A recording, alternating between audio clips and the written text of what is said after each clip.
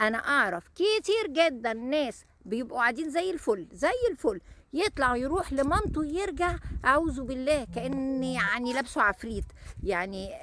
إيه قالت لك إيه مامتك، قالت لك إيه، قالت لك حاجة ما كنتش عارفها مثلًا، عبيط أنت مثلًا، صغير أنت مثلًا، يعني إيه مامتك تقول لك اعمل كذا واعمل كذا واعمل كذا تعمل ده، هي تروح لصاحبتها يحصل كده، أعرف ناس عايشين برّه مصر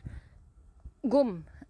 زيارة، روّحوا بيتطلّقوا، ليه؟ أصحابه مسكوه، حوّشت كام يا عم؟ عملت إيه يا عم؟ إيه ده، إيه ده، إيه ده، إيه ده؟ ده مراتك دي هي السبب، ده بيحصل، ده بيجرى، ده أنتم كده مسرفين جدًا، وأنت مالك أنت، هو أنت مثلًا عبيط فصاحبك ده